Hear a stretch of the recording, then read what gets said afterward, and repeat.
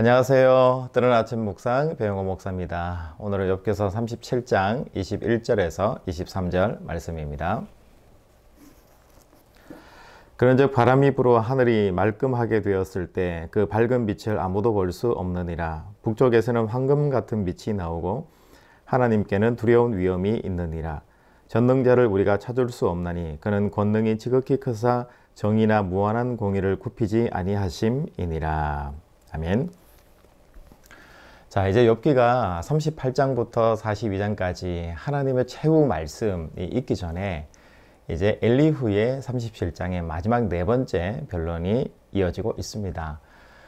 엘리후는 계속해서 하나님이 위대한 분이시다, 하나님은 정의롭고 심판하시는 분이시다 라는 것을 이야기하면서 욥이 죄인임을, 그리고 욥이 현재 지금 당하고 있는 것이 심판을 당하고 있는 것이다 라는 것을 계속 강조해서 지금 강요하고 있는 거예요. 그런데 욥은 계속해 변론하죠. 내가 살아보니까 하나님은 그런 분이 아닌데 왜 친구들과 엘리후 너는 그렇게 이야기를 하느냐라고 하면서 계속해서 논쟁이 벌어지고 있는 상태다라는 것을 알 수 있습니다. 오늘 엘리후는 자연 현상 속에서 하나님에 대해서 설명을 하고 있어요. 오늘 말씀에 보면 하나님이 비와 구름을 만드시고 이 구름이 어떻게 형성되는지 인간은 유한해서 알 수 없지만 하나님은 위대하시다.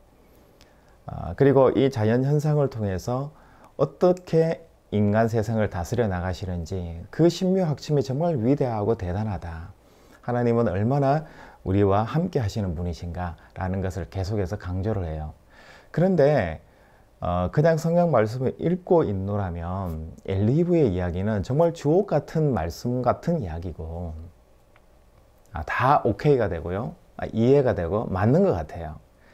그런데 이 엘리후가 이 자연 현상을 통해서 이야기하려고 하는 핵심이 뭐냐면 하나님은 공의로우시고 심판하시는 분이시고 위대하신 분이시기 때문에 우리가 하나님을 알 수 없는데 왜 욥이 자꾸 하나님을 안다라고 말하는가 하는 것에 대해서 정죄를 하는 거고요. 또 두 번째는 이런 자연 현상들을 통해서 하나님이 심판을 하시는데, 예를 들면 욥이 집이 무너진다든지 자녀가 죽는다든지 이런 것들이 다 광풍이 불어서 아니면 바람이 불어서 순식간에 날아가 버리고 사라지게 되고 죽게 되는 그런 거잖아요. 그러니까 욥이 당한 지금의 자연재해를 통해서 당한 이 심판은 하나님이 심판하신 것이라는 거예요. 그러니까 하나님의 이 자연을 다스림에 대해서 찬양하고 높여드리는 것처럼 느껴지지만 결국은 욥이 그것을 통해서 네가 심판을 당했기 때문에 하나님은 이 자연현상을 통해서 너를 죽이고 심판하시기 원하신다 라는 것을 지금 이야기를 하는 거예요.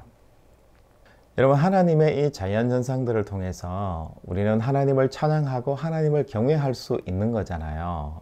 그러니까 단순히 엘리후처럼 이 자연현상들을 통해서 위험스러운 하나님의 심판만 내려지는 것이 아니라 인간에게 온갖 모든 은총들이 우리에게 주어진다는 거잖아요. 여러분, 창세기에 보시면 빛을 만드시고 궁창을 만드시고 온 자연을 만드신 하나님의 위대하심을 우리가 알고 있잖아요. 그것이 결국은 마지막에 인간을 만드신 하나님의 목적 가운데 들어가기도 하는 거잖아요. 그래서 하나님이 자연을 만드신 것은 우리를 위한 사랑의 행위들이신 거지 우리를 심판하시기 위한 행위에 초점이 있다라는 것은 아니다라는 것을 이야기를 하는 거잖아요. 여러분 잘 아시는 심영견 씨의 비준비하시니라는 여러분 찬양을 한번 들어보신 적이 있으실 거예요. 저희 또한 내용 가운데 비준비하시니를 백뮤직으로 이렇게 까는데 상당히 많은 부분을 저희들이 깔고 있거든요. 하나님은 위대하고 능력이 많으시다. 그 위대하심이 땅을 위하여서 비를 준비하시고 우리에게 행복을 내리신다라는 그런 찬양을 심영견 씨 비준비하시니라는 찬양 속에 나타나고 있잖아요. 그렇듯이 하나님은 이 자연 현상을 통해서 자연을 통해서 우리에게 복을 주시기를 원하시는 거고요. 이 자연 현상들을 통해서 회복해 하시고 우리 인간을 새롭게 바라보도록 하시는 거예요. 다만 자연 현상을 통해서 심판이 느껴진다라는 것은 우리 인간의 측면에서 심판이 느껴지는 것이고 그 심판은 결국은 다시 우리 인간을 생명소생케 하고 회복케 하기 위한 하나님의 하나의 사랑의 심판이다 라는 것을 우리가 알고 있는 거죠. 여러분, 하나님은 공의롭고 정의로워서 인간을 심판하신다라고 엘리후가 말을 했는데, 하나님의 심판과 정의로움은 사랑의 심판이에요. 그냥 단순히 인간을 죽이기 위한 심판이 아니시라, 성경을 이렇게 보면 항상 하나님이 심판하시는 내용이 나올 때 그 이전에 뭐가 나와요? 인간의 죄악이 나오잖아요. 인간이 하나님을 떠나고 하나님 앞에서 죄악을 행했기 때문에 주어지는 하나님의 사랑의 심판의 행위들이지, 단순히 인간을 심판하시기 위한 하나님의 행위가 아니다라는 것을 성경에서 알 수가 있습니다. 하나님은 우리에게 자유의지를 주셨잖아요.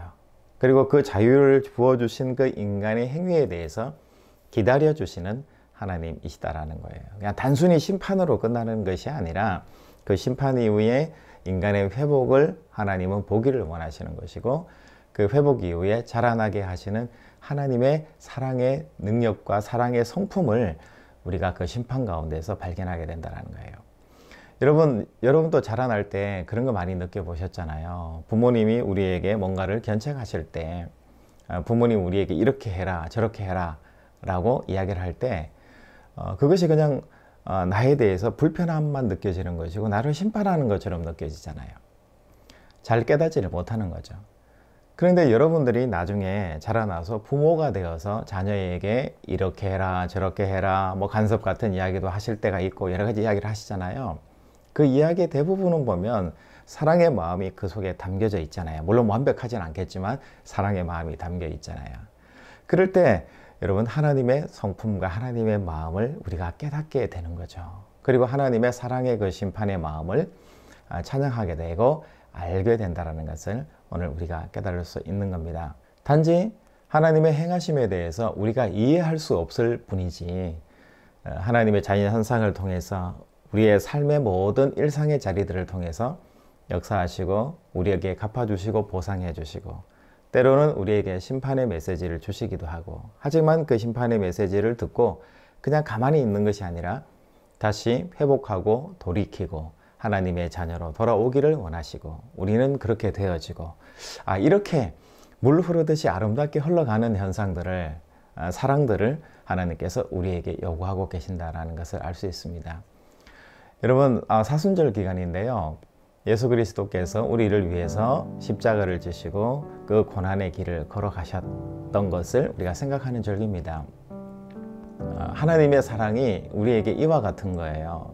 하나님은 위대하시고 전능하시고 자연현상을 통해서 우레와 낙뢰를 통해서 그냥 팍 이렇게 행하실 수 있잖아요. 그리고 실제로 예수님께서 돌아가실 때 자연 기이한 지진이나 뭐 이런 현상들이 일어났다는 것을 알 수 있어요.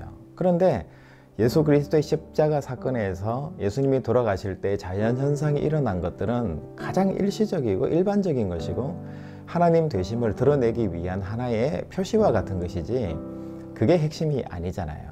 돌아가실 때 기이한 자연현상이 일어났다, 하나님은 위대하시고 이분이야말로 하나님의 아들이다, 그게 중요한 것이 아니라 하나님께서 자기 아들을 죽이시기까지 길이길이 참으시기까지 사랑하시는 것, 하늘에서의 낙뢰 소리가 들리고 지진과 같은 현상들이 일어나는 이것이 제가 해석하고 제가 볼 때는 하나님의 울음소리인 것 같아요. 자기 아들을 주시기까지 사랑하시기 위한 하나님의 울음, 세상을 사랑할 수밖에 없는 아들의 죽는 안타까움도 있지만 세상을 사랑하시는 하나님의 소리와 울음소리가 아닌가라는 것으로 해석이 되어지는 거죠. 여러분, 하나님께서 세상을 이렇게 사랑하셨어요. 여러분들도 이렇게 세상을 사랑해 주시고요, 하나님 말씀 가운데에서 하나님의 자녀로서 당당하게 오늘 걸어나가시는 여러분들의 인생이 되시기를 주님의 이름으로 축복합니다. 여러분, 내일 또 뵙겠습니다. 샬롬.